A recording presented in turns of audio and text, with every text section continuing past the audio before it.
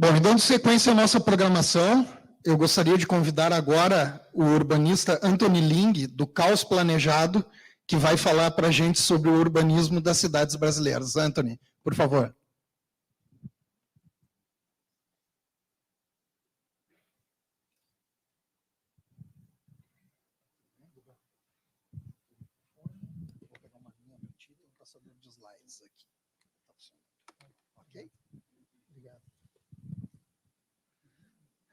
Bom, boa tarde, pessoal. Meu nome é Anthony. Como falaram ali na apresentação, eu tenho uma plataforma de conteúdo sobre urbanismo chamada Caos Planejado, uma espécie de trocadilho aí em relação a como nossas cidades cresceram ao longo do tempo. Queria, enfim, conseguir assistir um pedaço aí da palestra do pessoal do EPTC, parabenizar o trabalho, né? Também não sabia de todas as iniciativas de educação no trânsito. E para mim, assim, essa gestão e fiscalização das ruas do espaço público é um aspecto primordial do urbanismo, né? Eu vou estar falando um pouco sobre isso na apresentação. E falando sobre o urbanismo das cidades brasileiras e também, ao final, algumas provocações, algumas ideias em relação à mobilidade, que, enfim, alguns de vocês talvez já tenham ouvido ou já estejam atuando em cima disso, né? Mas, enfim, não sei exatamente que projetos estão em andamento, né, mas chamando a atenção de alguns pontos que eu acho que são relevantes para, enfim, população em geral, para a sociedade civil. Vamos começar, então. Por que cidades existem? Eu gosto de começar as apresentações com isso, porque se reflete pouco sobre isso, né? Muitas vezes se critica as cidades, né? Se critica a migração para as cidades, o crescimento das cidades. Mas as cidades têm um propósito social, econômico, né? Tem um urbanista, Alain Berthaud, descreve cidades como mercados de trabalho, né? Então, enfim, cidades têm uma série de características positivas que atraem as pessoas, né? Pode ter uma boa infraestrutura, pode ter equipamentos culturais, esportivos, mas, via de regra, o que leva as pessoas a se mudarem é a busca de oportunidades. O que leva empresas a se estabelecerem em algum determinado lugar é acesso ao mercado de trabalho, né? Então, em grande parte, a cidade funciona como um grande mercado de trabalho, né, e se desenvolve em cima disso. E as cidades, elas apresentam duas características específicas que tornam elas atrativas para cada vez ter mais gente, né? A primeira delas são os ganhos de escala, ou seja, quando uma cidade é muito grande, né, ou quando uma cidade é grande, ela permite oferecer alguns equipamentos que não seriam viáveis em cidades pequenas, né? Uma sala São Paulo, sala de concerto, uma enorme sala de concerto em São Paulo, né, consegue lotar essa sala várias vezes por semana, porque ela está inserida no meio de uma metrópole de 20 milhões de pessoas, né? Então, sem dúvida, numa cidade pequena, um equipamento desses não faria sentido, né? Então, grandes cidades conseguem ter ganhos de escala para oferecer esse tipo de equipamento. E falando também sobre transporte, né? Transporte de massa, transporte coletivo, né? Essas soluções, digamos assim, acabam sendo mais propícias para grandes aglomerações urbanas do que para pequenas comunidades ou quando as pessoas estão esparsas no território. As cidades também têm ganhos de aglomeração, que são um pouco diferentes dos ganhos de escala. Ou seja, a cada vez que uma cidade aumenta de tamanho, ela se torna mais eficiente proporcionalmente em relação ao seu tamanho, né? Então, tem economistas, estatísticos, matemáticos, esse estudo é da Universidade de Santa Fé, nos Estados Unidos, que analisaram milhares de cidades do mundo inteiro com parâmetros como quantas patentes per capita uma cidade produz, qual a área de infraestrutura per capita necessária na cidade, né? E eles perceberam que esse crescimento é não linear em relação ao crescimento populacional, né? Ou seja, a cidade vai crescendo de tamanho e ela vai precisando de cada vez menos infraestrutura per capita, ela vai gerando cada vez mais patentes per capita, por exemplo, né, à medida que ela vai crescendo. Então, todas essas características, à medida que as cidades vão crescendo, acabam também se tornando cada vez mais atraentes, né, para ter mais gente. né? Então, esses pesquisadores até chamam as cidades de reatores sociais, né? Elas vão crescendo e cada vez, enfim, tendo esses resultados positivos. E de onde veio o urbanismo, né? Por que a gente planeja as cidades, ou por que essa disciplina se consolidou e hoje a gente fala tanto sobre isso? Se a gente pega nos primórdios dos assentamentos urbanos, né? Isso é um mapa muito antigo da atual cidade de Paris, né?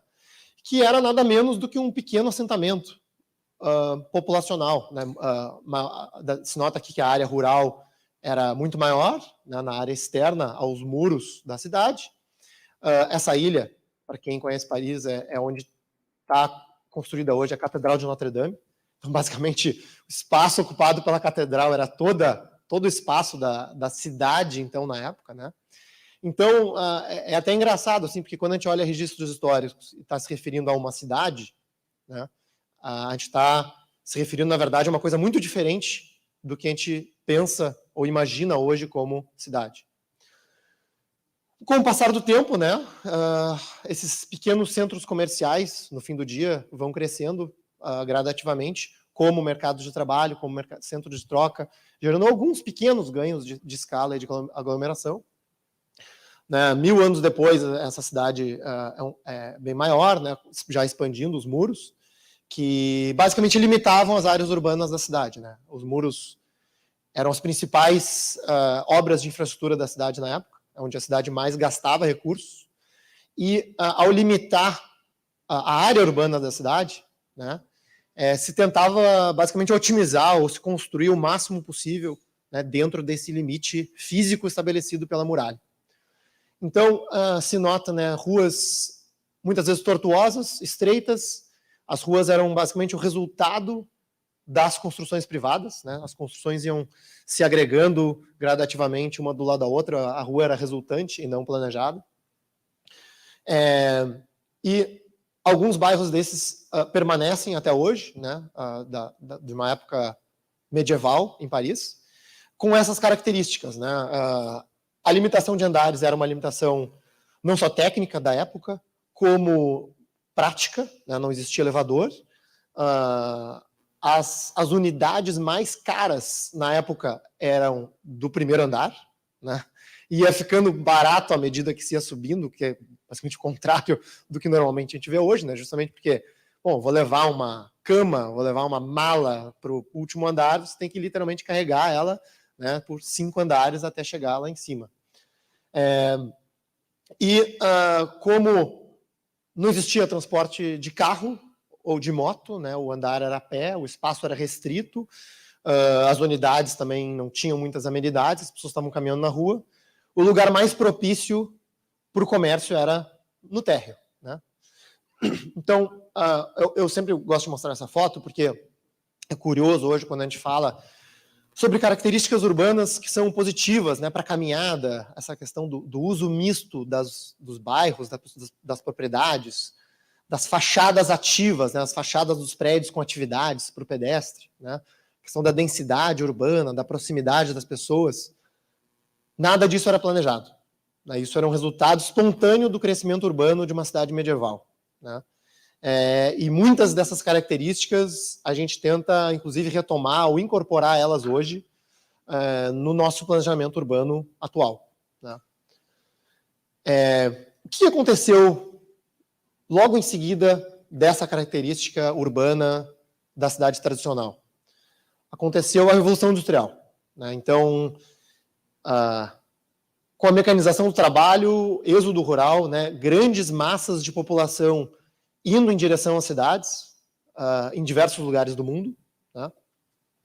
Aconteceu um crescimento urbano num pequeno período de tempo que as sociedades, as cidades não estavam preparadas. Né? Isso era a realidade da época. A evolução, né, a gente teve, ao longo, né, desses séculos e do início da Revolução Industrial, um aumento do PIB per capita, né, pela otimização do trabalho, mas as cidades, naquela época, sofreram muito. Né? As condições de habitabilidade eram precárias, as pessoas moravam em cortiços, não tinham equipamentos de saneamento, né? As próprias indústrias não tinham políticas, não tinham, assim, os dejetos eram jogados nos rios, né? Toda a poluição dos rios urbanos que se viu no mundo inteiro, né? Sem exceção, inclusive nos países que hoje, né, a gente considera como países desenvolvidos, né, passaram por isso, né, e tiveram que recuperar os seus rios, né, as suas áreas urbanas. Fora a questão de poluição do ar, né, não tinha assim essa preocupação ambiental que a gente tem hoje. E aliado a isso, né, a principal teoria relacionada à proliferação de doenças na época era a teoria da miasma. Eu não sei se alguém já ouviu falar sobre isso, mas não se tinha uma compreensão como a gente tem hoje da transmissão de doenças por vírus e bactérias, né, por essas micro-organismos invisíveis, né? Se acreditava basicamente que a miasma era uma espécie de ar ruim, e esse ar ruim poderia ser gerado por uma série de fatores, né? A questão que que todos nós vivemos durante a pandemia, né, de evitar lugares fechados com aglomerações, né, para mitigar a transmissão das doenças, na época era vista como um meio de surgimento de doenças, né? Se acreditava que lugares fechados, pés direitos baixos, ruas estreitas, né, muita gente levava à geração de doenças, né? O ar se tornaria de alguma forma ruim, se geraria um miasma que infectaria as pessoas, né?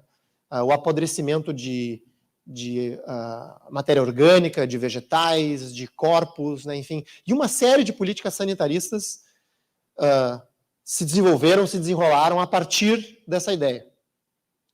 Então, o pré-urbanismo, na verdade, era o chamado sanitarismo, né? As medidas de ação sobre o espaço físico da cidade, sobre os imóveis, sobre as ruas, né, de forma a arejar ou a limpar a cidade, né, como uma forma de prevenção e mitigação de doenças. O projeto de remodelação de Paris, conhecido, né, como o projeto do Haussmann, que era o engenheiro do Napoleão, basicamente, né, levou a uma abertura, né, cortes de ruas naquela cidade medieval, no momento, né, onde assim, o trânsito não existia, né, isso é anterior ao carro nas cidades, né, e apesar de que se haja alguma discussão em relação aos propósitos da abertura desses grandes boulevards em Paris, né, sem dúvida um dos grandes motivadores era essa questão higiênica, né, de ventilar essa cidade medieval que estaria gerando doenças em Paris. O Brasil também teve essa herança dos miasmas, né? Então, trouxe esse exemplo dos cemitérios, né? Se proibiu a colocação, né? Como é que se chamava, né? A colocação de cadáveres dentro das igrejas, né? Após a morte. A gente vai em igrejas antigas, tem lá, né? As placas, né? Muitas vezes das pessoas que foram sepultadas ali. E se acreditava que esses corpos nas igrejas exalavam vapores tóxicos, né, que contribuiriam para o miasma. E neste momento, né, se ordenou, né, príncipe regente Dom João, 1801, que se abrissem cemitérios longe dos centros urbanos, né? Então, o cemitério da Consolação, em São Paulo, hoje é no meio da cidade, né, na época que foi construído não era, foi um dos movimentos, né, de criar esses cemitérios distante de onde as pessoas moravam por esse motivo. Barão de Torres Homem era um pesquisador sobre febre amarela, né? A gente sabe que hoje é transmitido pelo mosquito e tudo mais, na época, de novo, né? Um dos maiores estudiosos da época dizia que era resultado do miasma que viria da decomposição de matérias orgânicas, vegetais e animais, né? Então, são alguns exemplos do pensamento da época. Reforma Passos, no Rio de Janeiro, no início do século passado também, o Pereira Passos foi considerado uma espécie de Haussmann carioca, né? Um prefeito do Rio de Janeiro que remodelou todo o centro do Rio. Esse mapa, cada retângulo nesse mapa era um cortiço, e basicamente rasgou, né, esses cortiços com uma avenida central, sem endereçar a questão habitacional na época, né, e desalojando muita gente sem uma alternativa. O projeto de Belo Horizonte, né, que teve a sua área central do contorno o espaço viário planejado, né, também tinha essa característica, né, de ruas largas para promover boa ventilação e higiene, né, de novo, antes do automóvel, né, mas pensando nessa questão sanitária. As primeiras teorias urbanas, então, tentavam endereçar isso, né? As primeiras teorias urbanas eram anti-urbanas, né? A cidade, a gente tem, né, se a gente se transportar 100 anos atrás, a gente tem que pensar assim, a cidade é um problema. A cidade é um problema, né? A humanidade fracassou, digamos assim, né? A gente tem que corrigir esse problema, que é a cidade. Tá? Então, quando se fala nessas propostas de cidade-jardim, né, é de justamente decompor a cidade em pequenos vilarejos ou assentamentos rodeados por áreas verdes, né, no caso conectados por algumas vias, inclusive canais de transporte de mercadorias, nesse primeiro modelo conceitual, né, lembrando de novo que isso é anterior, né, à proliferação dos veículos motorizados. De fato, a gerar, né, ele mostra aqui em cima um grupo de cidades sem fumaça, sem favelas, né? Seria essa coisa utópica de pessoas morando em pequenos vilarejos rodeados de verde. Que, lembrando, né, daquele conceito de por que as cidades existem, né, quebra a principal razão de ser da cidade. Né? A gente não tem mais ganhos de escala, a gente não tem mais ganhos de aglomeração, os mercados de trabalho são fragmentados em pequenas cidades, né? Então a aglomeração urbana deixa de existir. O conceito da cidade-jardim, principalmente como loteamentos, bairros planejados, empreendimentos imobiliários, foi explorado e adotado em diferentes formas no mundo inteiro. Né? Que a gente tem, né, um exemplo de bairro-jardim na Vila do IEPI, né, exclusivamente, né, um bairro residencial, de casas, na época longe do centro da cidade, que seguia essa ideia de ruas tortuosas, com uma maior arborização, né, do que o que se via na parte central da cidade. O próprio subúrbio americano, né, os Estados Unidos, enfim, a gente vê os filmes americanos e parece que os Estados Unidos é Nova York, né?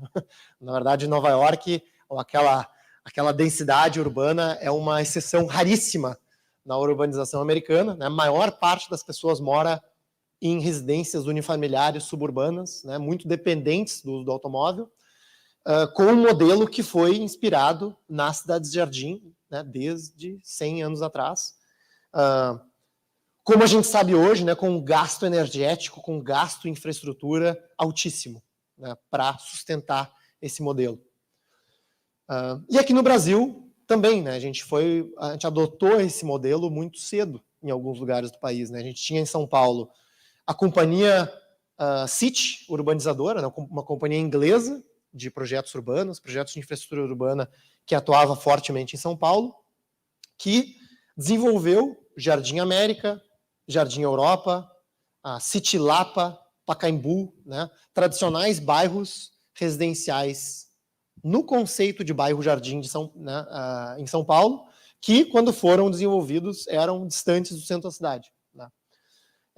Chamaram, inclusive, urbanistas ingleses, né, alguns dos precursores da cidade de Jardim, para projetar no Brasil.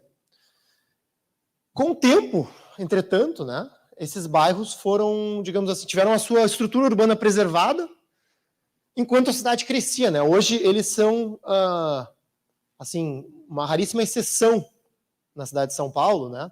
E, ao meu ver, eu diria assim, uma área urbana subutilizada. Né? É uma área repleta de infraestrutura, com metrô, com serviços públicos, né?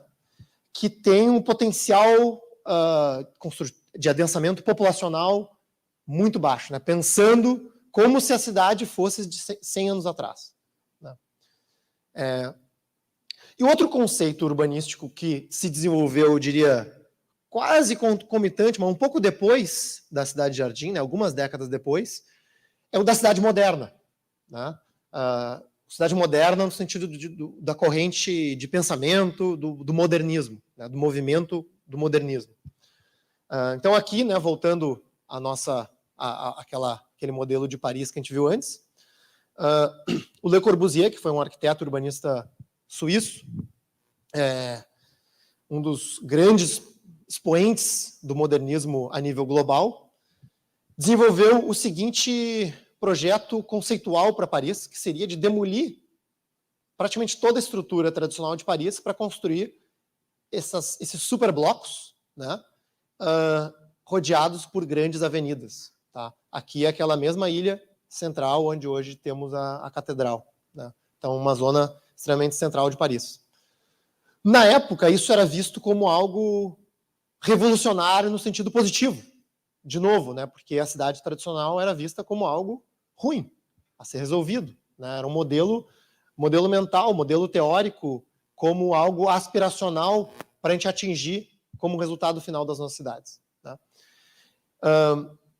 E esse modelo de cidade moderna, do Corbusier, era muito, digamos assim, era planejado em todos os seus aspectos. Né? Era a cidade como se fosse um projeto arquitetônico. Bom, a gente tem um objetivo final para chegar, a gente tem esse número de pessoas, a gente tem esses deslocamentos, a gente vai fazer um projeto de edificações e construir essas edificações e chegar no resultado final. Né?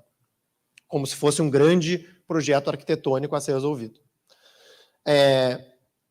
De novo, né, o modernismo se espalhou mundialmente como uma forte teoria urbanística, que foi adotada em tudo quanto é lugar. Né? A gente vê, por exemplo, essa grande expansão urbana em Berlim Ocidental, né, seguindo esses conceitos de grandes blocos rodeados por verde e avenidas, ao mesmo tempo que a gente vê, por exemplo, na União Soviética, né, Vilnius, Lituânia, não sei quem é que viu aquele documentário do Chernobyl, né? Chernobyl mostra alguns desses blocos residenciais soviéticos, né, modernistas, que foi filmado, muitos deles na Lituânia, né, que mantém essa característica soviética. Então, assim, a ideia aqui foi mostrar que, independente de, digamos assim, corrente ideológica, né, todos adotaram isso como uma solução urbanística técnica, tá? Na época técnica. Nova York, né, o tamanho desse conjunto habitacional construído na década de 40, né, um dos maiores conjuntos habitacionais dos Estados Unidos, né, a Stuyvesant, também nesse mesmo modelo. Né, os americanos chamam isso de Towers in a Park, né, torres no meio de um parque. França também, né, a gente tem aquela cidade tradicional de Paris, a gente sai um pouco daquela rodela central, né, Roma é assim também, Lisboa é assim também, né, a gente sai um pouco da cidade central, né, a primeira expansão urbana dessas cidades europeias foi feita nesse modelo. Justamente porque a Europa, em muitos dos casos, né, onde foi o berço do modernismo, tinham cidades muito consolidadas, já não tinha muito espaço para essas ideias serem implementadas na prática. Né? Então, o Le Corbusier, ele tentou, inclusive, né, expandir globalmente com as ideias do modernismo para países como o Brasil, como a Índia, né, que tiveram esses grandes projetos. Né? O Corbusier planejou 2 cidades, né, a cidade de Chandigarh, na Índia, e inspirou a criação da nossa Brasília, né, através do projeto do Lúcio Costa, no plano piloto de Brasília. Projeto de 57, né, e a gente vê, né, eu trouxe aqui não só uma imagem de uma superquadra de Brasília, que seguiu esse conceito, como também, eu não sei se o projeto do Rino Leve foi o segundo ou o terceiro colocado, foi um concurso, né, o concurso para o plano piloto, só para mostrar que, assim, o quão comum era esse tipo de ideia. Né, e no caso do Rino Leve, a gente vê aqui blocos muito maiores, né, com muito mais espaço entre as edificações do que a gente vê hoje. E a gente vê no plano de Brasília um zoneamento excessivo, né, um zoneamento ao limite. A gente vê no plano piloto coisas como setor de diversões, ou seja, a gente tem que se deslocar para um lugar para ter atividades divertidas. Né? A gente tem o setor cultural, o setor comercial, o setor de hotéis, o setor de esportes. Né? Tudo era feito porque aquele uso misto da cidade, né, aquela ordem espontânea gerada pela cidade medieval, pela cidade tradicional, era vista como desorganizada, né? E se a gente não consegue entender essa ordem espontânea, é porque a gente tem que impor uma ordem de zoneamento, de alocar as funções da cidade num lugar específico a partir de uma avaliação técnica, né? E o conceito de Brasília surgiu um pouco disso, né? Se a gente lê o manifesto dos modernistas da década de 20, eles fazem justamente essa narrativa, né? Olha, a gente vai construir uma cidade para, sei lá, 350 mil pessoas, vai ter tantos mil empregos, logo uma família precisa de tantos metros quadrados, então a gente precisa de tantas unidades habitacionais e por aí vai, né? Como se, em algum determinado momento da cidade, se construísse toda ela e se dissesse, chegamos ao fim da cidade, né? Não temos mais nenhuma mudança, as famílias não crescem mais, a gente não tem mais imigrantes, ninguém mais morre, né? Não tem empresas que vão à falência, não tem mais investimentos novos na cidade, né? Não tem mais novas ideias que vão gerar novas oportunidades, enfim, né? Como se fosse um circuito fechado, né? Que uma cidade não é isso. Bom, tá aí, né? Tem esse trecho, né, da Carta de Atenas, né, esse manifesto, que a cidade não será mais o resultado desordenado de iniciativas acidentais. Uma das grandes críticas desse modelo foi a Jane Jacobs, né, que não era treinada, digamos assim, no urbanismo tradicional. Talvez por isso ela conseguiu ter um olhar diferente do que era ensinado na academia na época, né, porque ela via esses bairros tradicionais em Nova York sendo demolidos, né, para dar origem a esses conjuntos habitacionais que muitas vezes tinham mais problemas sociais do que o bairro tinha antes, né? E fazia a seguinte avaliação, né? Olha, o modernismo via a cidade como um brinquedo mecânico, né? Tinha uma clareza, tinha uma simplicidade que era fácil de vender, né? Era fácil de entender. Olha, cada coisa vai estar aqui, tudo mais, a gente vai se deslocar assim, e as pessoas compraram essa ideia, né? E ela julga, né, que isso foi irresistível, né, para planejadores, incorporadores, prefeitos, todo mundo envolvido com o construir da cidade. Tanto que, né, se a gente vê hoje, a gente vê os próprios simuladores urbanos, né, não nos deixam construir a cidade sem zoneamento. Né, o SimCity, não sei quem é que já jogou, né, essas corzinhas aqui significam amarelo industrial, verde residencial, azul comercial. Então, um edifício com residencial em cima e comércio no térreo já não existe nesse modelo de cidade, né? Um bairro como o Centro Histórico de Porto Alegre, como o Bonfim, né? Bairros que a gente, enfim, os bairros que eu pelo menos gosto de passear a pé, né? Não podem existir nesses modelos de zoneamento, de SimCity que a gente conhece hoje, né? E a gente foi herdando isso ao longo de décadas, né? A gente vê assim, Brasília, a década de 50, a gente começou a revisar e estabelecer os nossos planos diretores em escala nacional a partir dos anos 50, ao longo dos anos 60, para dentro dos anos 70, com esses ideais de zoneamento, né? E esse zoneamento atingiu um nível de complexidade que ninguém mais entende e que ninguém mais consegue justificar. Essa é a realidade. A gente vê um mapa como o de Florianópolis, que tem inúmeras cores diferentes, dezenas de códigos e subunidades de zoneamento, né, que não condizem com o habitar na cidade que a gente vê hoje. O próprio home office, né?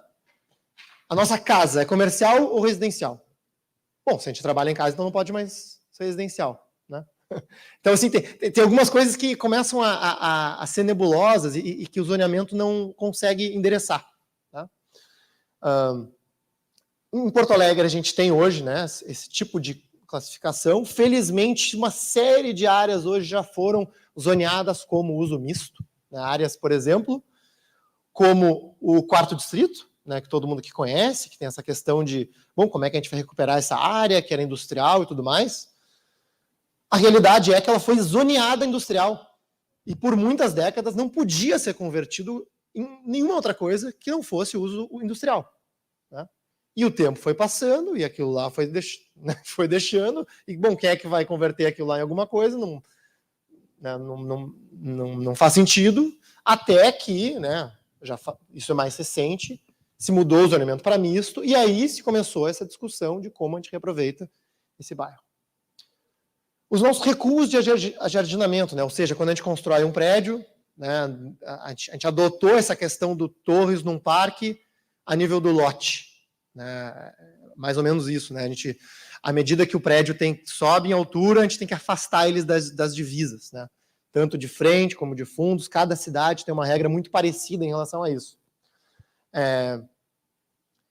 E se tenta controlar as densidades, né? Isso aqui é um trecho do plano diretor de Goiânia, né? Se tenta, muitas vezes, a um nível quase assim de dizer qual família vai morar em qual apartamento da cidade, né?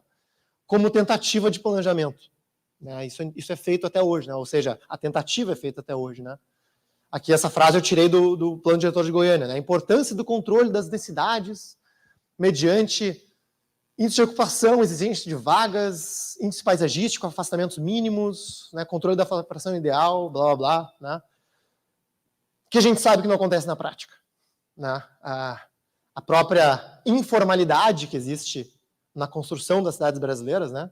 Em torno de 10% da nossa população mora em favelas que não seguem absolutamente nenhuma dessas regras que eu estou citando aqui, né? E a gente simplesmente diz, ali não precisa, ali não vale nada, né? E daí a gente regulariza e diz, tá tudo bem, né? Então, para que serve a regra se a gente vai fazer esse movimento em algum momento no futuro? E aí, sobre densidades, né? Sobre densidades, a gente tem um entendimento, normalmente, controverso em relação à densidade demográfica. E a discussão que a gente tem sobre densidade na própria revisão de um plano diretor que está em curso agora em Porto Alegre, né? Então, eu trouxe esse exemplo de São Paulo, né? São 2 bairros de São Paulo, o Itaim Bibi e o Sacomã, com essas 2 imagens, digamos assim, arquétipas de cada bairro. E eu queria fazer a seguinte pergunta: qual bairro tem maior densidade demográfica entre os 2? Quem acha que é o Itaim? Levanta a mão. A maioria. O Sacomã tem quase o dobro da densidade demográfica do Itaim, apesar desta configuração urbana, tá? Dados tirados da Prefeitura de São Paulo. Por quê? Vamos olhar essa foto da esquerda. O Itaim é um bairro, primeiro, que tem muitos negócios. Alguns desses prédios são comerciais, edifícios comerciais não contam na densidade demográfica, que é residencial. Esse é um primeiro ponto. Segundo ponto, a gente tem edifícios, lembra daqueles recuos, né? É mais ou menos como Porto Alegre. A gente tem uma torre com uma área inteira ao redor do prédio, que às vezes representa 50%, né, da área do terreno, que não é utilizada, né?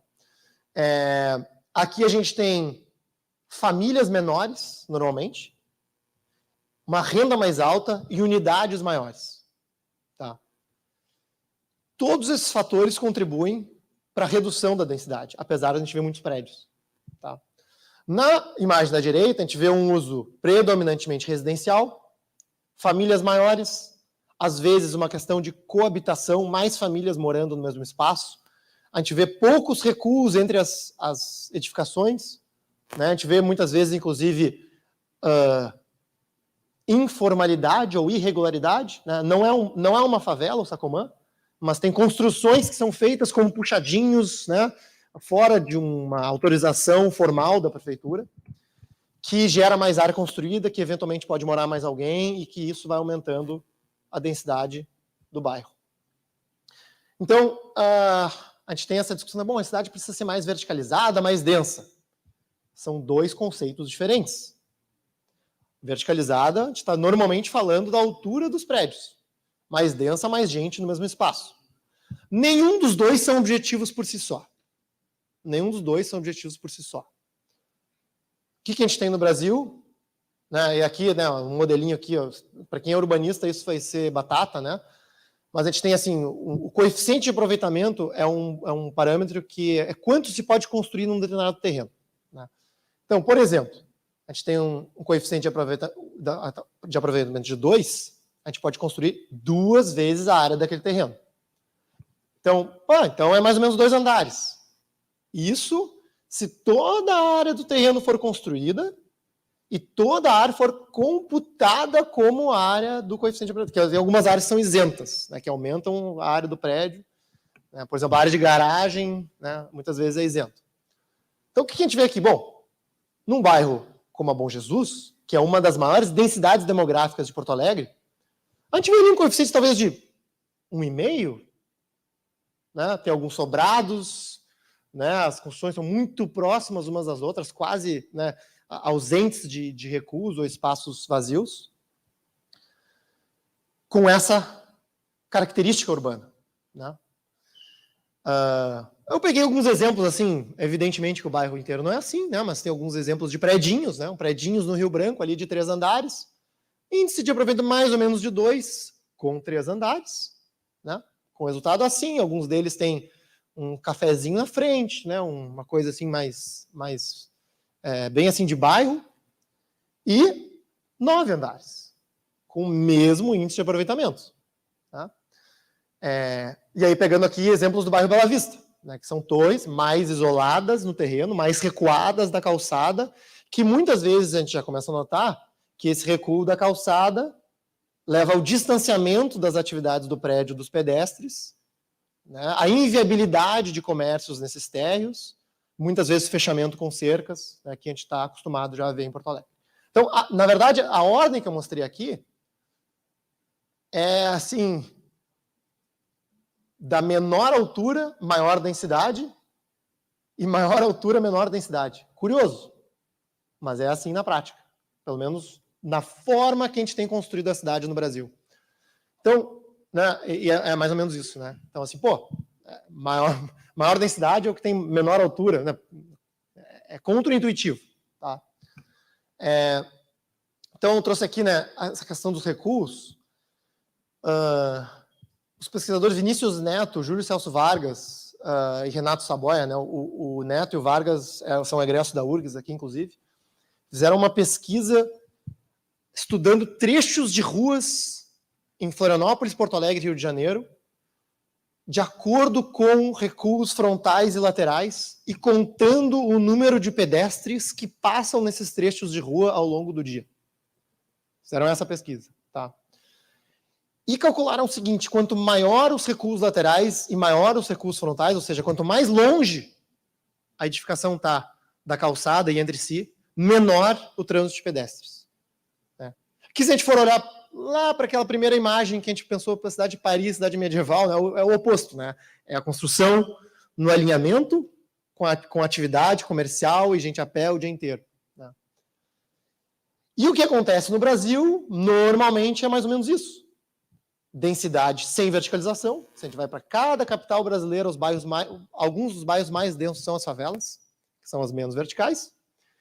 E os bairros mais verticalizados, normalmente, não são os mais densos. E muitas vezes têm densidades relativamente baixas dentro da cidade. Mas a gente tem bairros que são verticais e densos, mesmo com grande vacância residencial, vacância acima da média da cidade, que são os nossos centros históricos. Por exemplo, o centro de Porto Alegre. Né?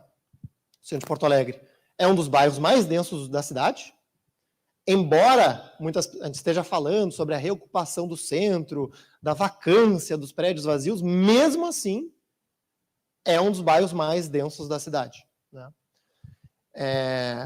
Por quê? Porque ele se desenvolveu anterior à adoção dessas regras. Né, de recuos, de limites de coeficiente de aproveitamento, ele tinha regras muito diferentes. Né, e a gente percebe isso ao caminhar no centro. São Paulo, mesma coisa. A gente nota aqui, 23 mil habitantes por quilômetro quadrado, dá 2,5 vezes o Itaim, né, de concentração populacional no mesmo espaço, também com uma vacância muito grande. Né. Manhattan, né, um exemplo clássico, 27 mil habitantes por quilômetro quadrado, com alguns distritos mais residenciais chegando a 40 mil habitantes por quilômetro quadrado, como o Upper East Side.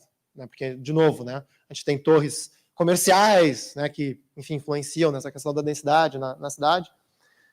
Então, Tem bairros mais residenciais em Nova York que chegam a um valor muito maior. Eu não botei o exemplo aqui, Copacabana, no Rio de Janeiro, é 50 mil habitantes por quilômetro quadrado. Quase 2 vezes a ilha de Manhattan. E, de novo, Paris, bom, aí, às vezes as pessoas trazem esse exemplo. Né? Puxa, Anthony, mas como é que Paris consegue uma densidade tão alta com uma altura baixa? Né? Pô. E aí eu tento mostrar que a matemática não tem como fugir muito da matemática e da geometria. Né? Ou seja, a gente olha para as quadras de Paris, elas são extremamente consolidadas, né? Os prédios no alinhamento, uma taxa de ocupação dos terrenos altíssima, né? E, evidentemente, unidades muito pequenas. Né? Se a gente reclama, não, os microapartamentos de 25 metros quadrados em Porto Alegre, São Paulo, né? É muito comum morar em 10 metros quadrados em Paris e pagar uma fortuna por isso. Né? É muito comum. Então, quando você tem pessoas morando em unidades bem pequenininhas nesses edifícios, você consegue, né? Se consegue muita gente no mesmo espaço.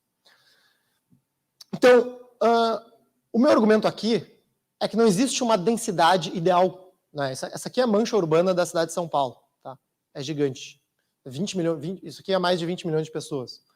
Né? Mas quem opta por baixa densidade deveria arcar com o custo da localização e não o contrário. O que eu quero dizer com isso? As cidades normalmente têm uma curva de densidade decrescente. O que isso quer dizer? Normalmente a gente tem uma, né, via de regra, maior densidade aqui, e essa densidade vai diminuindo à medida que a gente se aproxima de áreas mais distantes do centro. Né? Com pontos fora da curva, mas no agregado uma curva decrescente. Ou seja, existe uma opção de densidade para cada pessoa, dependendo do bairro que se escolhe morar. E a opção de densidade mais abundante possível é essa aqui. É a verde, é a rural. Né? Assim, se a gente anda aqui em Porto Alegre 30 quilômetros em qualquer direção, é basicamente a única opção que tem. Né? Então, o que o planejamento urbano faz, ou tenta fazer hoje em dia, na realidade, não é... Porque é impossível eu dizer assim, ali vai ter densidade. Né? O planejamento urbano não faz isso. O que ele faz, ele tenta restringir densidades. Né? E nisso, o que acontece? A gente vai espalhando a cidade no território. Né? Ou seja, toda unidade, toda pessoa que deixa de morar numa região mais central da cidade, ela vai fazer o que? Bom, eu vou procurar, então, um lugar um pouco mais longe. E ela vai ocupar essa unidade um pouco mais longe e assim sucessivamente. Né? Então, um estudo bem recente, né, dos economistas, Ricardo Carvalho e Leonardo Monastério, estudaram o efeito da redução dos coeficientes de aproveitamento no tamanho da mancha urbana, né, que é aquela imagem que eu mostrei ali. A redução de um desvio padrão no coeficiente de aproveitamento de uma regulação urbana implica num aumento da área espacial de 12%, né, 8 km². E o que isso significa? Né? É o chamado, no urbanismo, espraiamento ou espalhamento urbano, né, que hoje, na cidade de Porto Alegre, ela acontece principalmente, né, no eixo da BR-116 em direção à região metropolitana. E se a gente olha, por exemplo, o nosso crescimento para a Zona Sul, né, é justamente esse modelo unifamiliar de baixa densidade. Né? Quem trabalha com transporte coletivo, por exemplo, sabe que é impossível atender essa população com qualidade. A gente não tem gente suficiente no espaço para chegar ou para dar conta de uma linha de ônibus de alta capacidade, né? Ou seja, não tem ganho de escala nesses lugares. As pessoas dependem mais do automóvel particular. É uma urbanização dispersa e a gente cada vez ocupa mais do nosso território natural nas franjas da cidade, né?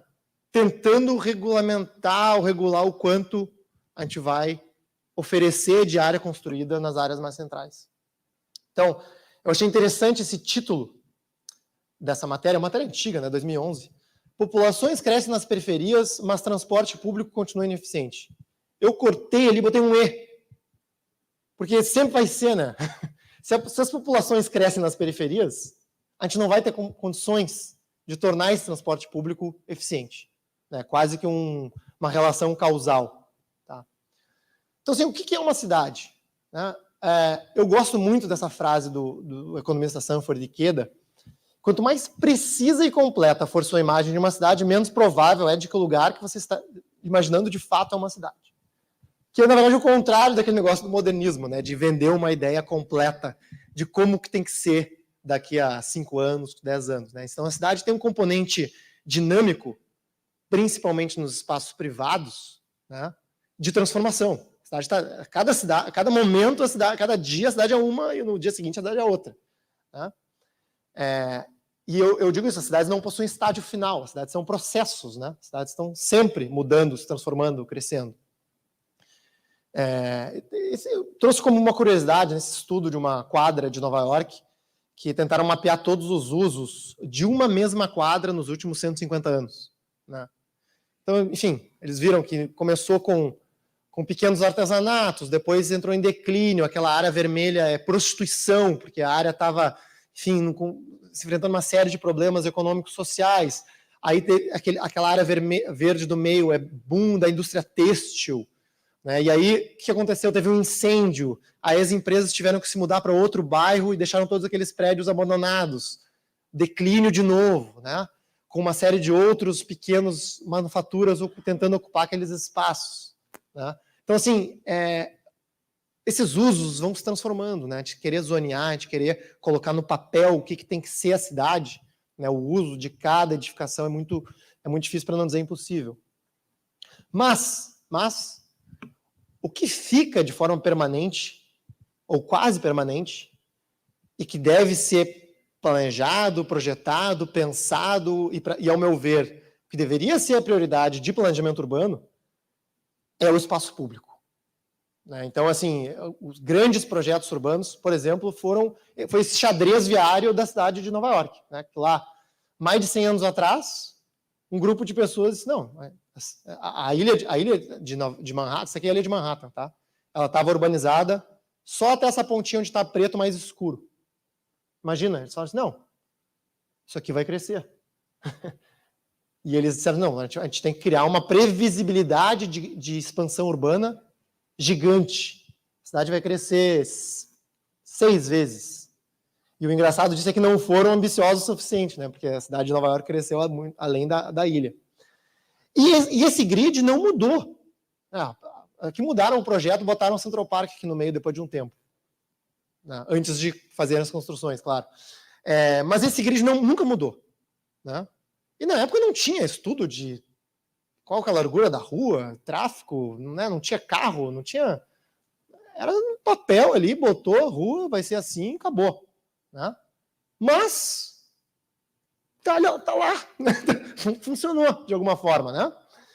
O plano de Barcelona, um dos maiores trunfos também foi esse, né? Quem conheceu o bairro Gótico, que é essa área preta aqui do mapa, né? Que são ruas tortuosas, medievais, difícil de se movimentar, de movimentar mercadorias, pessoas, né? O grande trunfo foi esse, foi planejar essa expansão urbana das vias, né? Criar essa previsibilidade de para onde a cidade vai crescer. 1860, né? E o Solly Angel, né, que é um urbanista que a gente entrevistou no podcast do Caos Planejado, defende isso. Né? A única coisa que a gente tinha que fazer corretamente é planejar a cidade antes do desenvolvimento, e a gente falhou. Né?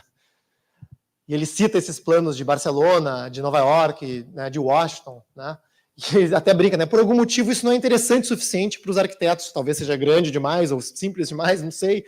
Mas a gente fica muito tempo pensando, por exemplo, quantos andares vai ter o edifício na quadra X do bairro tal do Petrópolis? Qual que é o impacto disso na cidade? 0. Né? Praticamente 0. Agora, e as ruas? Né? Por isso que eu disse no início, né? A fiscalização, o desenho, a gestão do espaço público, esse sim é fundamental. Vou passar aqui. Então, isso é exatamente o que a gente não faz, na verdade, no nosso planejamento urbano, né? A gente tem, normalmente, um planejamento de algumas vias principais. Isso aqui é uma foto aérea de Belo Horizonte, né? Então, tem essa aqui é a rua que vai para o aeroporto. Essa aqui é aquela cidade administrativa de Minas. A gente planeja algumas vias principais. E o restante da urbanização é aprovada caso a caso com sucessivos loteamentos privados que submetem um desenho viário para a prefeitura. É assim que funciona. E o privado que faz esse desenho e constrói aquela infraestrutura. Então, a gente praticamente inverteu as prioridades, né, no planejamento. A gente pensa muito sobre os espaços privados, os terrenos privados, como que tem que ser a construção de cada edificação na cidade, e a gente perdeu um pouco do que é o urbanismo tradicional, né, de mais de 150 anos, 100 anos atrás para antes, que é de pensar, bom, como é que tem que ser esse espaço público? Né? Como é que tem que ser a via, as quadras? Então, assim, a própria regulação de gabarito, né, seguia um critério em relação à dimensão das vias, em relação a quanto de insolação, digamos assim, vai ter naquela via na cidade. Né? Porque essa era a principal preocupação. Olha, a gente vai cuidar aqui do que é público e aí dentro desse cone faz o que tu quiser, basicamente. Né? E a gente teve legislação em Porto Alegre parecida com isso, né? Na década de 50, que deu origem a muitos edifícios emblemáticos do centro de Porto Alegre. Né? Esses, né? Jaguaribe, Caciques, o do Banrisul, né? Que eu acho que é o mais conhecido de todo mundo aqui, né? E o Coliseu. Então, assim, nenhum desses edifícios poderia ser construído da maneira que foram hoje, né? E a regulação que incidia sobre eles era basicamente essa, né? Olha, tem que respeitar esse cone, e aí para trás, enfim, decide. E nem tinha cálculo de coeficiente de aproveitamento, não existia isso na época. Né? Então aí. Né? E as ruas? Né? E as ruas? A gente está discutindo plano diretor e densidade, blá, blá, blá, e tamanho dos prédios. Tá, mas e as ruas? Tem um monte de coisa. Né? Tem bastante gente da EPT, tem um monte de coisa para pensar na rua. Né? E por isso que eu fiz o preâmbulo aqui, porque certamente muita gente aqui pensa nisso todo dia. Inclusive, eu tenho visto vários avanços em Porto Alegre nesse aspecto. Né? Puxa, tem as calçadas que hoje, né, como é que é? É de responsabilidade do proprietário adjacente. Para mim, isso é um grande erro, né? É um espaço público. Faz parte do sistema de mobilidade da cidade. A gente vê aquela coxa de retalhos, né, que é cada calçada. E isso é Brasil afora, né? Não estou falando de Porto Alegre. Né? Eu sempre brinco, né? Pô, por que não é, então, assim, até a metade da via? Né? Cada um faz um pedacinho do asfalto ali, né? Porque é público da mesma forma. Né? Tem ciclovias, tem arborização, canteiros. Né? Quem é que faz o canteiro? É o proprietário adjacente que faz o canteiro e a arborização urbana. Na prática. Né? Corredores de ônibus, paradas de ônibus. Tem uma série de conflitos que vocês devem enfrentar todo dia, né? Vai colocar uma parada de ônibus, mas a calçada é do proprietário, mas daí o gás é de ônibus, não sei o quê, aí tem a luz é da CE e ninguém conversa direito. Cara, isso aí, sabe, esse tipo de coordenação e de penso que para mim é o primordial no urbanismo e que a gente gasta muito tempo em discussão de plano diretor e coisas assim, que eu acho que, sabe, tem coisas mais relevantes, né? E aí eu trouxe algumas fotinhos, né? Porque a gente vê, assim, cenas cotidianas de Porto Alegre. Essa aqui é Lucas de Oliveira, todo mundo já passou por aqui. E eu sou um grande crítico de estacionamento em via pública. Porque eu vejo estacionamento em via pública como, principalmente quando é de graça, né, como um subsídio ou renúncia fiscal para quem tem automóvel. Por quê? O automóvel é um bem privado de uso exclusivo. É como o sofá da minha casa, né? Ou seja, se eu pegar um sofá do tamanho do automóvel e botar na vaga de um automóvel, eu, Anthony Ling, estou ocupando exatamente o mesmo espaço com os meus bens privados. Só eu vou usar aquilo. Num espaço que é público. Tu pode entrar no meu carro? Não, o sofá eu vou botar uma redoma de vidro em cima e vou sentar ali. É o que é um carro. O carro tem um sofá, tem 3 sofás, né? Tem um sofá atrás, tem 2 poltronas na frente. Né? E aqui a gente vê uma rua relativamente larga, que é a Lucas, com estacionamento dos 2 lados, e normalmente só passa um carro no meio. Se tem um ônibus, né, não consegue passar, enfim. A gente vê aqui, eu não sei se dá para ver, mas tem o negócio do lixo. O negócio do lixo às vezes está na calçada, às vezes está na rua. Eu não sei se tem um critério para isso, mas, enfim, não sei.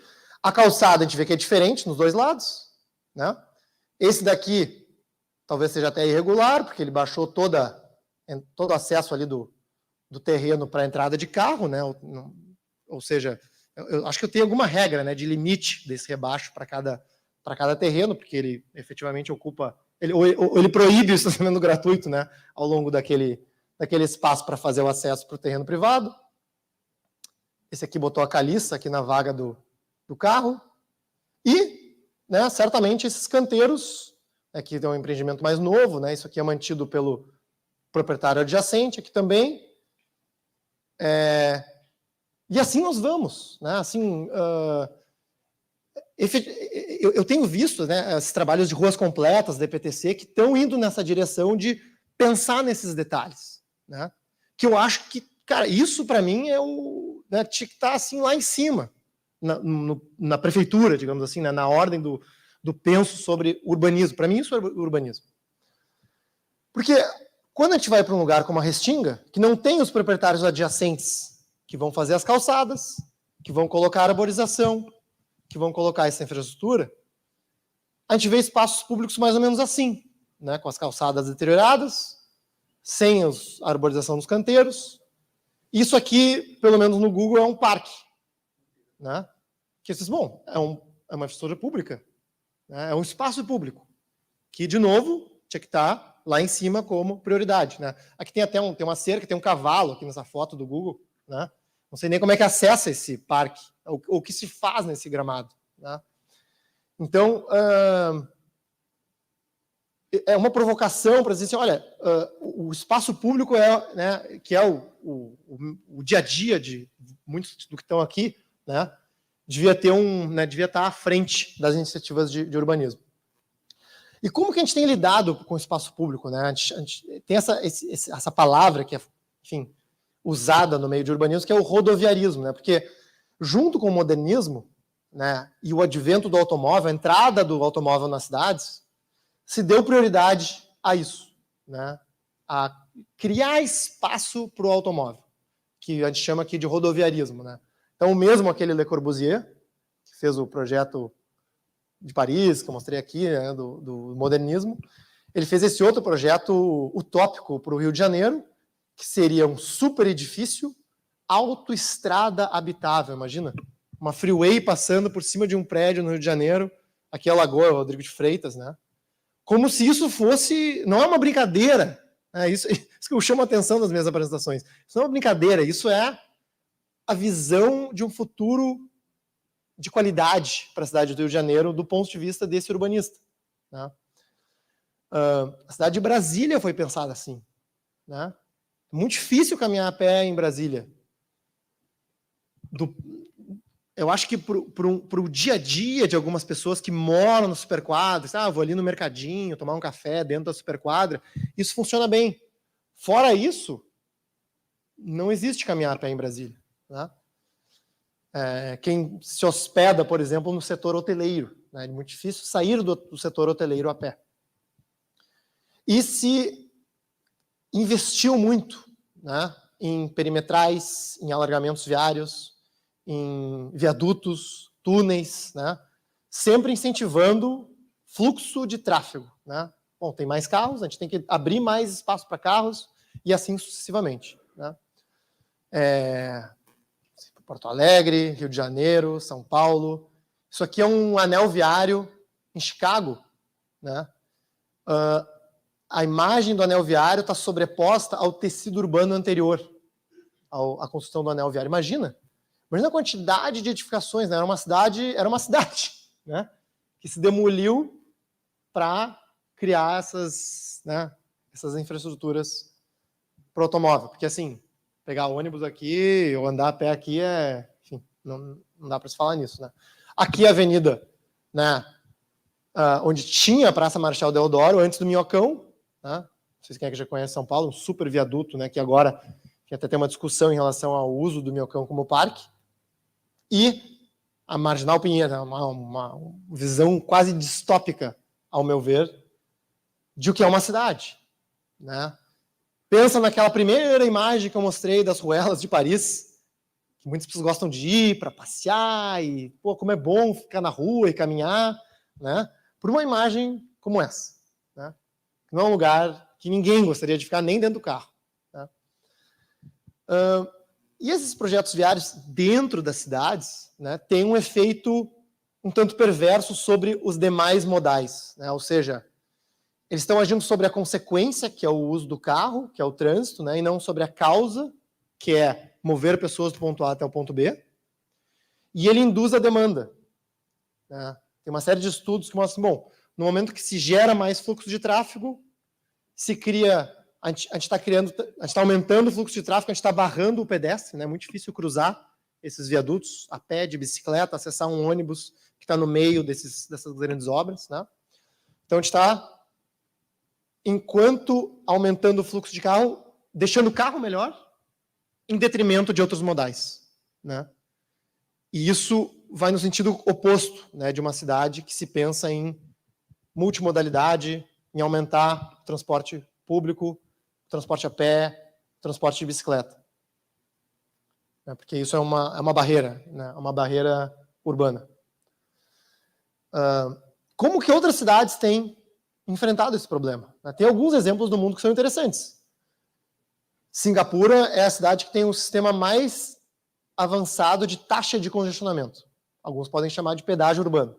Eu gosto de chamar de taxa de congestionamento porque a gente está falando que, né, o pedágio urbano parece uma penalização, né? Vou ter que cobrar um pedágio. A taxa de congestionamento é o seguinte, olha, a gente não tem espaço suficiente para tanto carro. E não adianta ficar construindo mais rodovia em cima de rodovia, porque só, né, enxugar gelo e talvez até aumentar o problema. É o que eu falei antes, a gente está agindo no lado da oferta, a gente está criando mais oferta de espaço viário para carro, enquanto a gente podia estar restringindo a demanda, né? Tem outras formas de equilibrar o uso do espaço público. Singapura começou esse processo nos anos 80, com um sistema de adesivos coloridos para determinadas regiões, para determinados preços, horários. Isso evoluiu no sistema eletrônico, hoje é o mais sofisticado do mundo, com tarifas diferentes para ruas diferentes, horários diferentes, tipos de veículos diferentes, né? Milão tem um sistema mais, digamos assim, rudimentar. Londres também. Estocolmo também tem um sistema eletrônico que é bem sofisticado, interessante de pensar. Evidentemente, isso muitos consideram suicídio político, né? Bom, a gente vai falar em taxa de congestionamento, todo mundo me diz isso, né? Então nunca mais vai ser eleito prefeito, etc. e tal, né? Um dos pontos a começar é estacionamento. Mais um exemplo, na Rua Gonçalo de Carvalho, rua mais bonita do mundo, né? Estacionamento grátis ao longo de toda a via. E eu fiz uma conta de padeiro aqui, tá? Peguei o preço da diária de um carro no Shopping Total, que é imediatamente ao lado da Gonçalo de Carvalho. Todo mundo que já tentou ir no Shopping Total já tentou estacionar na Gonçalo de Carvalho antes para não pagar esse estacionamento, né? Ou seja, tem um parâmetro balizador de preço bem interessante. Tem mais ou menos 130 carros estacionados na Gonçalo de Carvalho, nos R$25 por dia ali do Shopping Total. A gente está falando em... Eu fiz uma conta aí, né, pegando dias úteis e tudo mais, mais ou menos R$650 mil por ano só na Gonçalo de Carvalho. Diária de estacionamento para uma finalidade privada, que é o estacionar. O estacionamento na Gonçalo de Carvalho tem exatamente a mesma função do estacionamento do Shopping Total, que é cobrado. Esse é o ponto que eu quero colocar aqui, tá? A gente já está expandindo em Porto Alegre as zonas azuis, o que eu acho uma boa iniciativa, embora, ao meu ver, é um preço irrisório comparado com estacionamentos privados, né? Tem o maior pensador, talvez, no tema estacionamentos é o Donald Shoup. Ele escreveu essa bíblia, né, que o nome é o alto custo do estacionamento grátis, né? E ele, inclusive, cita um outro efeito, que é o andar ao redor da quadra procurando uma vaga grátis. Quem é que já fez isso? Eu sou culpado. Uma exceção, talvez, né? Porque, enfim, todo mundo, né? Vou dar mais uma voltinha, né? Vou dar mais uma voltinha para ver se eu consigo estacionar em frente de onde eu quero ir, né? E isso gera ainda mais trânsito em zonas centrais, né? Seria até interessante fazer essa mensuração em Porto Alegre. Aqui o João Melhado e o Paulo Speroni, né, numa pesquisa que eles fizeram em 2020, comparando preços de área azul em capitais brasileiras versus a tarifa de ônibus. Não que sejam coisas diretamente relacionadas uma da outra, mas assim, para pensar, né? Ou seja, as zonas azuis, onde elas existem, porque são limitadas as áreas de estacionamento da zona azul das cidades, né? Em quase todas as cidades é mais barato ou muito mais barato que uma passagem de ônibus, né? E normalmente quem anda de ônibus tem uma renda mais baixa do que quem anda de carro, né? Isso também é uma realidade. E aí a gente vai, enfim, essa questão dos estacionamentos, né? Cara, para mim, então, puxa, pesquisa, 1/4 da área construída de São Paulo é vaga de estacionamento. Eu acho que tem um movimento, ultimamente, de começar a repensar os espaços públicos, né? O próprio Minhocão tem aberto aos finais de semana como um espaço de lazer de São Paulo, que é muito carente de espaços públicos de lazer. Aquele viaduto da Perimetral, que eu mostrei uma foto da construção, foi demolido, né, para dar acesso à orla, ali perto da região do centro. A Avenida Paulista, em São Paulo, tem sido aberta aos domingos, né, para ser outro espaço de lazer. Em Nova York, né, foi uma das primeiras a fazer esse movimento, né, a Janete Sadikan, que era secretária de transporte na época, ela que propôs essa transformação de uma via movimentada numa grande praça, né, e ela fala exatamente isso, né, isso aqui já faz acho, quase 15 anos, né, mas ela tweetou esses tempos, né, 10 anos atrás, hoje, as pessoas falaram que a gente era malucos em pedestrianizar a Broadway. Falaram, não, o trânsito vai ser um problema, vai ser uma loucura, não vai ter por onde passar, etc. e tal. Hoje, né, e é exatamente o que ela fala hoje, né? Hoje seria loucura trazer os carros de volta. Foi o início de uma revolução global em como as cidades pensam sobre suas ruas. A gente tem os exemplos das ruas compartilhadas, né, onde pedestres andam junto com automóveis. No caso de Londres, né, na rua onde tem o Museu Victoria and Albert, que é um dos exemplos clássicos de Londres. Tóquio, no Japão, tem praticamente todas as ruas internas da cidade são assim, né, onde os pedestres meio que caminham no meio, em nível, não tem muito calçada, talvez até resultado de uma urbanização anterior, onde as ruas eram de fato muito estreitas, né? Então, numa limitação de espaço, eles disseram assim, tá, todo mundo anda junto e todo mundo se respeita, porque não vai ter espaço para colocar calçada e rua e calçada, etc. Né? E aqui uma iniciativa que a cidade de Porto Alegre já avançou bastante, que é a ocupação dos baixios de viadutos. Né? Então, o que hoje a gente vê como espaços perigosos, inseguros, escuros, né, de passagem por baixo dessas infraestruturas, isso praticamente não se vê em Tóquio, né? Praticamente todos os viadutos têm alguma ocupação comercial embaixo, com restaurante, academia, ferragem, farmácia, enfim, qualquer coisa. Copenhague, na Dinamarca, tive a oportunidade de ir para Copenhague esse ano, né? Eu achei assim, uma mudança, né? É um sonho praticamente andar de bicicleta, mas assim, as vias têm uma ciclovia que é a mesma largura de uma faixa de carro, uma de cada lado da rua. Né? Então, assim, como é que eles chegaram lá? Como é que tem tanta bicicleta na cidade? Tem uma infraestrutura qualificada que consegue te conectar do ponto A a qualquer ponto B dentro da cidade de Copenhague.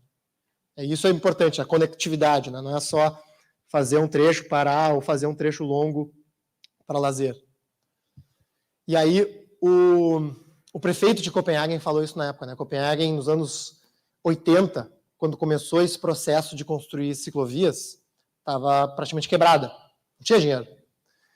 E aí perguntaram para ele assim, como prefeito, ele dizia assim, como que você vai conseguir pagar por tudo isso, essas ciclovias e tal? E ele dizia isso aqui, como que a gente não vai conseguir pagar por isso? A cidade investiu na infraestrutura mais barata, que é para bicicleta.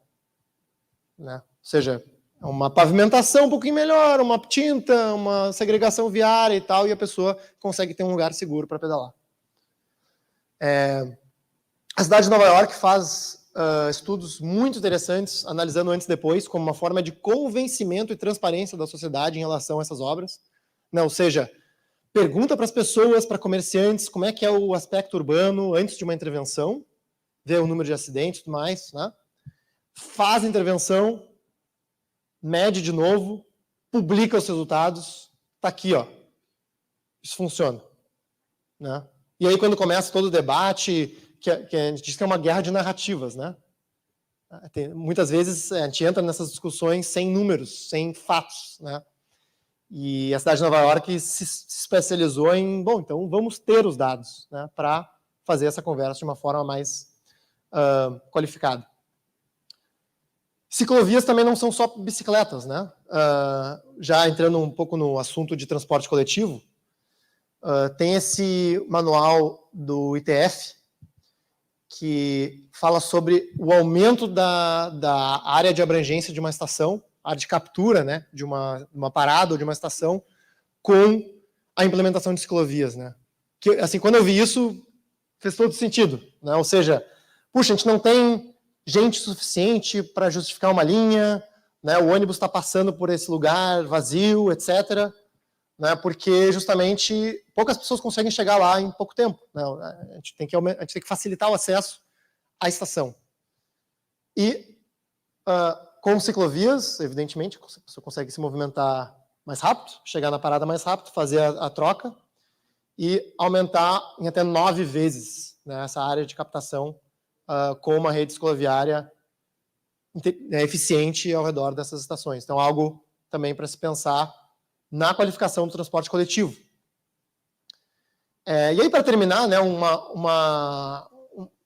eu tive em Lima esse final de semana e pude experimentar um pouco do sistema de transporte deles lá da cidade, que tem muito a ver com essa frase, chegando ao final já, da Jane Jacobs, que fala sobre, né, que é aquela urbanista que desafiou, digamos assim, os princípios modernistas, né, de construção da cidade. Disse, bom, eu gostaria que tivesse mais variedade nos tipos de veículos que se usa, nas tarifas que se cobra, nas rotas que se faz. E por que isso? Né? Porque a gente vê hoje entre as opções de transporte que tem, a gente tem os dois extremos. Né? A gente tem carro e moto, ou seja, individuais com muita flexibilidade, né? O carro com todos os seus problemas de ocupação do espaço público, o moto com seus problemas de segurança, e o ônibus, que é um formato de transporte de massa, com linhas mais fixas, né, com veículos grandes. Todo meio é um vácuo. A gente tem a lotação, no caso de Porto Alegre, é um exemplo positivo de Porto Alegre, né? Muitas outras cidades não têm esse modo intermediário, que poderia ser ainda muito mais flexível. A gente basicamente combateu esse transporte que a gente chama de alternativo, né? Quando eles começaram a entrar nas cidades brasileiras. Chamava de perueiros, né? Tem esse vídeo da polícia jogando bomba de fumaça nos motoristas de van lá em Belo Horizonte, em 2001, quando esse combate ainda era muito mais agressivo, né? Quando ele tinha uma presença desses operadores, sejam formais ou não, nas cidades. Mas a realidade é que o veículo de capacidade intermediária, ele tem um papel importante de mobilidade, pela flexibilidade da rota, né? Uma das únicas pesquisas de mobilidade feitas em favelas no Brasil que eu conheço, que é a pesquisa de mobilidade da Maré, no Rio de Janeiro, teve esse resultado aqui, ó. 25% dos deslocamentos dos moradores da Maré são feitos de Kombi ou van. 25%. Sendo que o número de vans no Rio de Janeiro é pequeno. Não é como se a gente andasse pelo Rio de Janeiro e tivesse van para tudo quanto é lado. É um número de licenças que não é assim gigante, né? A gente poderia dizer assim, não, eu não gosto desse modal porque tem informalidade, blá, blá, tira essa opção das pessoas. Bom, 25% das pessoas ou vão ficar desassistidas ou vão estar indo à sua segunda opção, né? Considerando as alternativas presentes, né? Lima, no Peru, essa foto eu tirei no final de semana, tem um sistema bem maluco, tá? Para um turista, assim, até demora para se habituar um pouco. Tem quase 500 operadores de transporte registrados na cidade de Lima. Somando os informais, alguns dizem em torno de 1.500. É um número difícil de medir, né? Cada veículo tem preços, rotas, horário. Tu entra no veículo, tem lá o nomezinho da empresa, tem o preço, tem a rota que ele faz.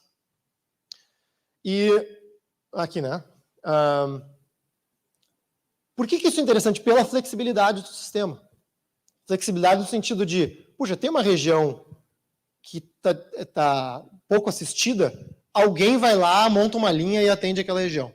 Basicamente assim, né? Não tem assim, fora o metropolitano, né, que é o BRT, que passa pelos principais corredores, e o metrô, que a cidade também está construindo, e que tem um ponto de vista de estruturação metropolitana do transporte, né? Esse transporte entre bairros, né, é principalmente feito por esse tipo de serviço. E até recentemente, realmente, era muito difícil de entender, mas fizeram esse app, né, que as empresas, os passageiros vão lá, cadastram a rota, tiram uma foto do ônibus, tu consegue saber onde é que está o ônibus, qual que é a rota, qual ônibus pegar, e isso funciona super bem, né? Então, assim, é uma provocação aqui, né? Porque, assim, aqui o nosso vizinho, né, Buenos Aires, regulou esse modo, né? Tem as vans, tem Terminal Madeiro e Obelisco, né, com diferentes operadores fazendo rotas entre bairros. Uma coisa que me chamou muito a atenção em Lima é que tem muito menos moto, né? Assim, a pessoa não precisa, digamos assim, migrar para moto para ter uma rota mais flexível, né? Ela tem, embora precárias, ela tem ali alguma assistência no transporte. E esse aqui, o Robert Cervero, né, da Universidade de Berkeley, é um dos maiores pesquisadores do transporte informal. E ele fala assim, olha, esse aqui é um paper das Nações Unidas, né, sobre transporte informal. A foto não é dele, né, não sei, a foto é da acho que é uma das responsáveis das Nações Unidas que escreveu a introdução do paper. Mas, basicamente, ele fala assim, olha, realmente, o transporte informal tem uma série de problemas. Qualidade dos veículos, né, fiscalização, mas a solução talvez não seja tirar todos esses caras da rua porque eles cumprem um papel fundamental, né? Eu sou ciclista também, ciclista de esporte, né, eu vou muito para a Zona Sul.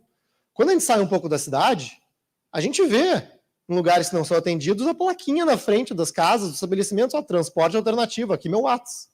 Porque as pessoas precisam se transportar de alguma forma, né?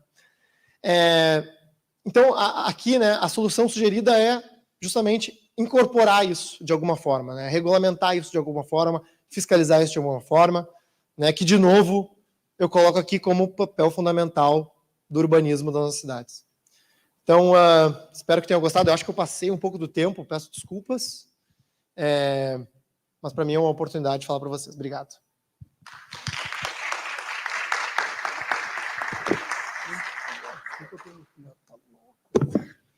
O Antônio, imagina, está pedindo desculpa pelo tempo que ele... Cara, fantástica a palestra.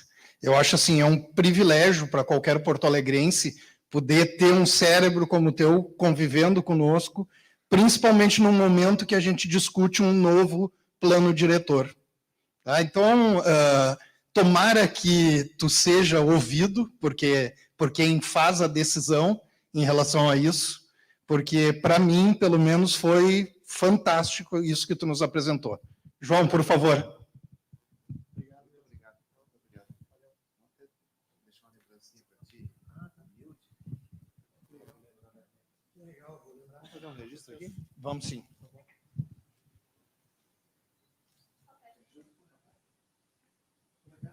E enquanto a gente faz essas fotos, aí eu aproveito para agradecer a todos vocês que estiveram aqui, aqueles que estão nos assistindo em casa, no seu escritório, e convidar a todos para que estejam amanhã, porque também vamos ter palestras muito boas. Muito obrigado.